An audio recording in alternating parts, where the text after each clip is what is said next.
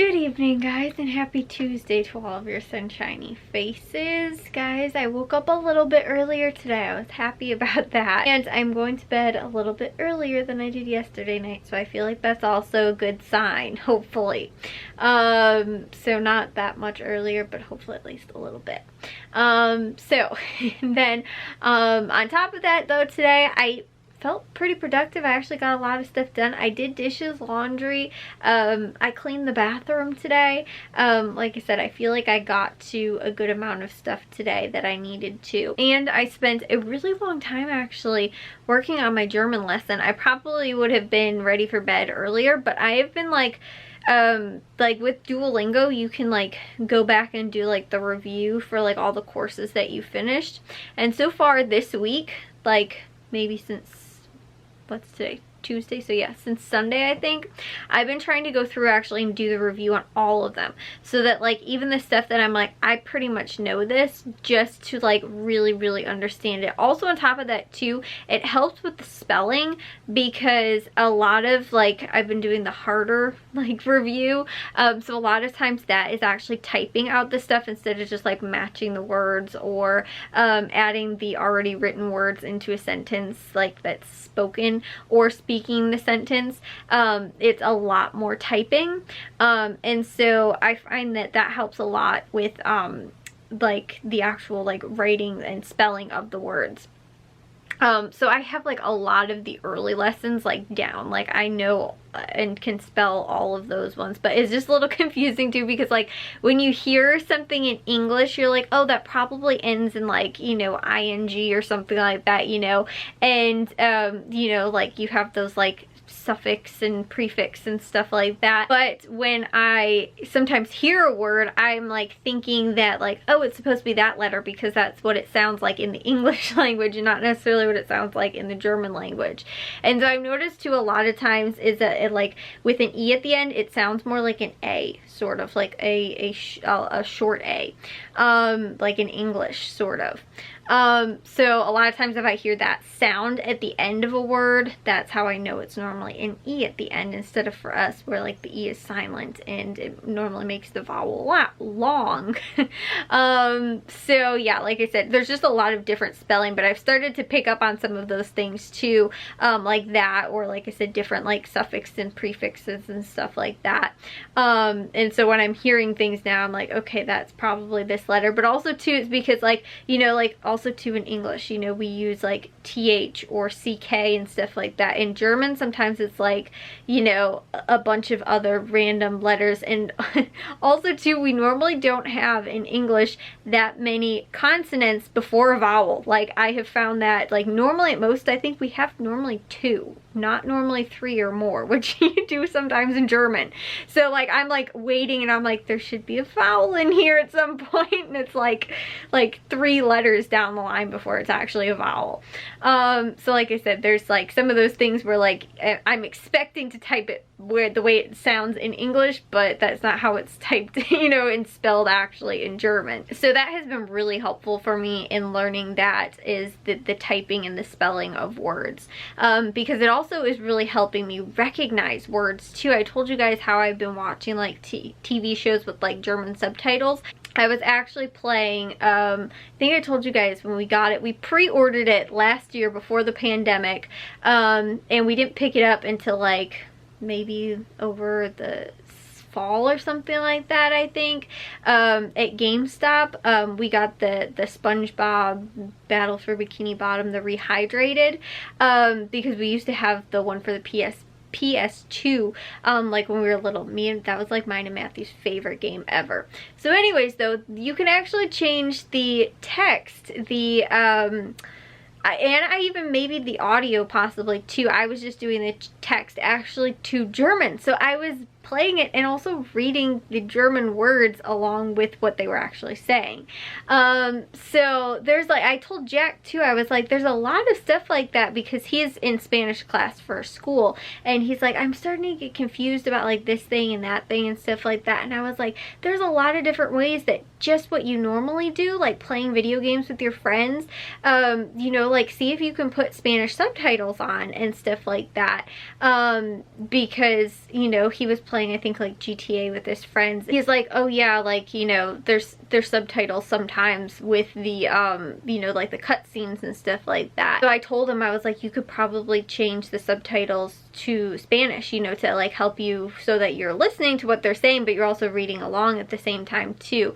And I don't know if like, you know, YouTube or Netflix or whatever, because like Jack watches a lot of that too, you know, Hulu or whatever, how much of the shows or on YouTube, again, if you can change like, you know, the subtitles. Like I know there is like generated subtitles a lot of times, but I don't know if you can change the language for that. So like I said, you know, if you can change it from like, you know, if it's normal, if it's being spoken English to like a different language or whatever. But you, like I said, there's a lot of stuff, and that's why I was trying to tell him, I was like, you can, you know, like read along while you're actually watching, you know, your show or whatever and stuff like that, and it can really help you to like, that's the other thing that I've really been learning by doing this, is learning like correct sort of like grammar, but also to the way words get put into a sentence, because in German, honestly, to me it's confusing because a lot of this stuff is like backwards. Like how you start the sentences and or asking a question. Questions are difficult when you're asking like a long question or it has a lot of detail sort of in it. There's a lot of words. It's not just like a simple question, like, which is what I've been working on. But like I said, when I'm reading it, I'm like, okay, I understand what that means, but it's just like really long, and like I said, sometimes can be really confusing the more words you start adding in there. But like I said, I've been picking up on those types of things from, you know, not even what I'm actually learning in lessons, but from what I'm reading on the television. Like I said, with whatever I'm doing. So I have been picking up a lot from doing that. And like I said, asking, you know, different types of questions and learning different words too, especially words that I see repeated a lot. If I haven't figured out by context what they mean already, I will look them up, and then I'm like, oh, okay, that's what that means. You know, like I said, words that I haven't even, you know, necessarily come across, but if I consistently keep seeing a word, I'm like, that's probably something that's actually probably used a lot, you know, in normal conversation and stuff like that. And so it's stuff that, like I said, I've been picking up on. So that's what I've been trying to help Jack with as well in his own language learning. And he was saying like that he wanted to maybe try that and do that as well, since he's in his second year of Spanish now. And normally, from what I've heard, everybody, like when I was in school too, they always said the third year of Spanish was normally the hardest. But again, I feel like there is a lot of ways to really help you grasp it, you know, going outside of the classroom or outside of just, like I said, you know, for me, just doing a lesson and stuff like that. You know, and I could totally just try and skate by and be like, I'll spend 5 minutes a day doing this, but it is, like I said, sort of going, you know, you really want to learn something, and, you know, not even necessarily to learn it fast, but I just want to sort of learn it as accurately as possible and retain it as best as possible as well, because I feel like, you know, I could just learn it enough to finish the lesson or whatever and then completely forgotten it by the next time that I am going around. Like, that's how I feel with some of the newer lessons of things that I've just learned. I'm like, oh, okay, like that, I think that means this, you know, or something like that. So again, it's that repetition of constantly reading, seeing, hearing, all that kind of stuff, and however you best learn. So yeah, we'll see if Jack has been, actually I'm gonna go check on him upstairs because I have to ask him about something else, because I think my aunt's supposed to be coming over tomorrow, and we need to figure out, like, I think it's going to be not early in the morning, but compared to the time me and Jack have been waking up, because he's on spring break right now, probably actually kind of early for us. And we need to figure out the dog situation, because like Bliss's gonna have to stay upstairs, Charlie and Bravo will have to stay with me, but we need to make sure that we're both up before she gets here, because the dogs are going to need to go out and be fed before they can be like locked away in when we have company over. We normally don't have the dogs out, so like I'll probably keep the puppies in my room, but Bliss will be upstairs with Jack. And we need to make sure though that they're first fed and have gone outside, because I don't want to keep them locked in my room for like a couple hours and they haven't peed yet. That would not be good. So yeah, like I said, we're gonna go upstairs and check with him, see if we can get that all situated. We also got to enjoy another day of warm weather. It was a nice 60, like 60, maybe close to 65 as a high today.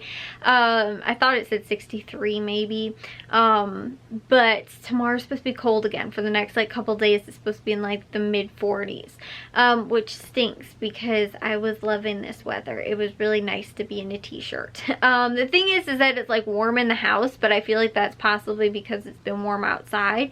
So I was like, oh well, I'll still wear a t-shirt tomorrow even if it's gonna be cold outside. And I was like, yeah, but then it's gonna be cold probably in the house too. And so I mean, the furnace will be on, but like the furnace has been running like sometimes at night, like the last 2 nights, but that's because again it does still get kind of cold at night, even when it's 65 degrees. So regardless though, I, like I said, have been very comfortable actually finally being like, I'm in t-shirts, it's spring weather. Now it's kind of going to be cold, but I know at least for 2 days, and then I don't know after that if it's supposed to get warm again or not. I just saw that today or tomorrow and the next day we're supposed to be like 40, I think 2 and 43 or 45 and 6 or something like that, somewhere around there. But I saw those 2 days and I was like, oh, that stinks, that's cold weather.